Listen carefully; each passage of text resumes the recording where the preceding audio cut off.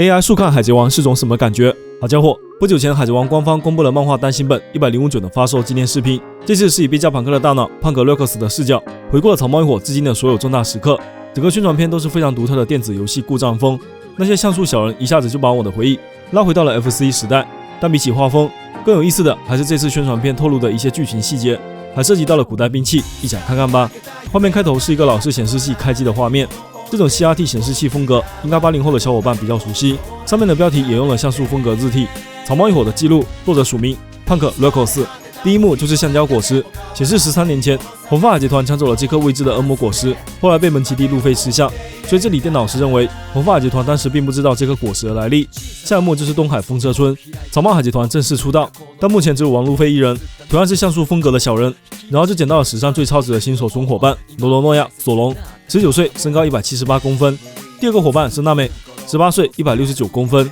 然后依次是17岁，174公分的乌索普，19岁，177公分的三治。东海五巨头齐聚，第一次来到红土大陆脚下，越过颠倒山进入伟大航路。首先遇到的是拉布，非常巨大的岛屿鲸鱼，身高400米，重量7600吨。接下来在慈古岛遇见了新的伙伴托尼乔巴，15岁，90公分。然后就是阿拉巴斯坦战役，尼可罗宾加入，年龄28岁，身高188公分。其实这里罗宾还不算是真正的伙伴，电脑在这里还给罗宾配上一张奥哈拉的图片，并标注空白100年。然后是烧乌罗被冻结前的照片，在 AI 眼中，这几个线索都是有密切关联的。下一幕来到伟大航路斯凯皮尔，也就是空中圣地空岛篇的冒险，配图是加尔岛附近巨大的冲天海流，以及限定版小青年1号。接着就来到了七水之都，这座非常美丽的岛屿，电脑还特地放大给了一张特写。注意看，这时候右侧的乌索普从草帽一伙中消失了，因为这时候路飞和乌索普因为换船的事，激烈争吵演变成了决斗，最后乌索普下船。接着电脑标出了世界政府谍报机关 Cypher，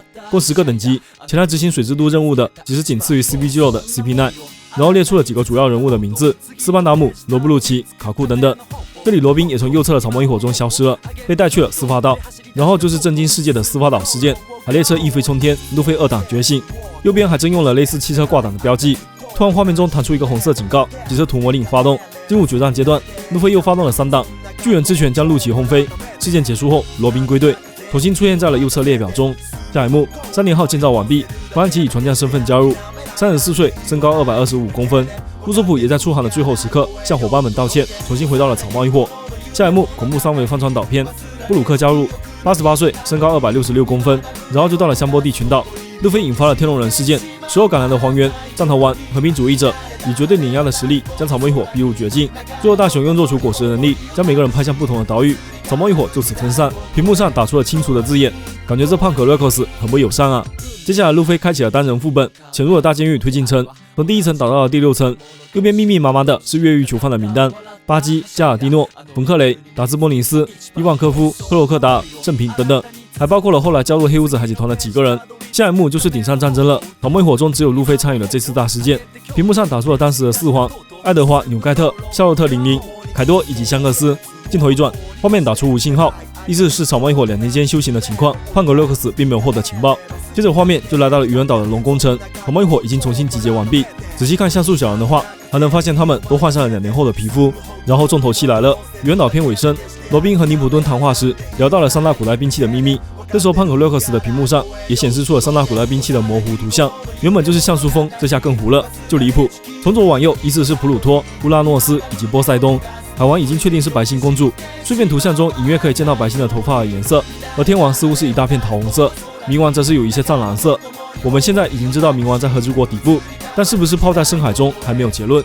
从这3个模糊的影子来看，即便是胖可洛克斯也没有完全得到古代兵器的情报。下一幕，草帽一伙新世界第1站，庞克哈萨德。第2站，德雷斯罗萨。神马果实的生产销售基地就在这里。路飞在与多弗朗明哥的对决里开启了4档，电脑还分析了这个形态的特点，使用武装色霸气强化自己的皮肤和肌肉，使得橡胶的弹力提升到了正常情况下的多倍以上，分成了弹力人、蛇人等不同形态。接着就来到了左屋，这时候三治从右侧的草帽一伙列表中消失，因为他被带去了蛋糕岛参加家族联姻。向佐资料也被打在了屏幕上，属于纳塔尔利达象，年龄超过1000岁，身长超过3万米，身高超过35000米，已经比许多空岛还要高了。下一幕，路飞带着几个伙伴勇闯蛋糕岛，准备带回三治。点马66正式登场，火花红、电击蓝、隐形黑、绞盘绿、剧毒粉，姐弟5人个个身怀绝技，只不过这时候三只的力量还没有觉醒。下一幕即是比格曼海贼团的基地蛋糕岛，左边一长串的名单都是大骂夏洛特家族的儿女们，他共有39个女儿，46个儿子。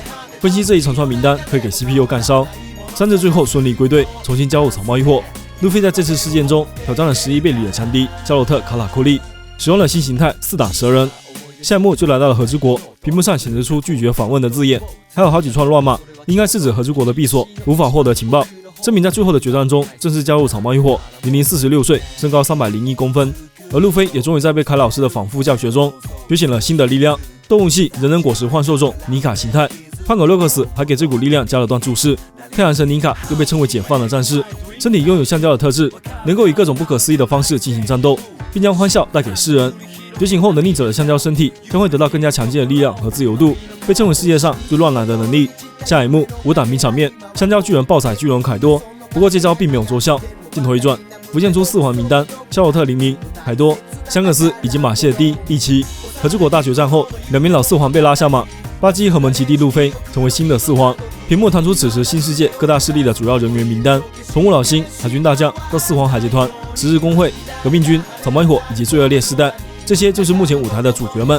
下一幕，路飞30亿全新宣传令出现，依然是像素风格。屏幕上突然跳出一排地名，这些不仅是草帽一伙成员们的故乡，也有他们到过的岛屿。而在最后一行，就是目前漫画剧情最新的 Egghead， 翻译为弹头岛、弹尖岛或者艾格赫德。岛屿全貌彩色图公布，这里是贝加庞克的研究基地。岛屿分为上下2层，下方是工厂层，上方的小空岛是贝加庞克的研究所，以及他用脑果实制造出来的大脑数据库胖葛洛克斯，使用了粉紫色的配色。这次的回顾也就到此结束。镜头拉远，与之前世嘉使用的控制台有点相似，但这次没有人在屏幕前操作，而是数据自己在运转。应该说这次的宣传片相当有科技感了，以电脑的视角快速回顾了草帽一伙的经历和数据，甚至还夹杂了一点点主观情感，不禁让人好奇，如果胖葛洛克斯拥有自己的意识，是不是会从草帽一伙的经历中判断出这群人的危险程度，并采取清除行动呢？刚好最近的漫画一直在分析单间岛此刻的神秘内奸，我们也聊到了 AI 反叛的话题。胖葛洛克斯对某种目的认为贝加庞克产生了威胁，因此要将实验层上的人全部消灭。无论如何，最终章的故事节奏越来越快了，期待一下后续的发展吧。我是朱小本，下期见啦。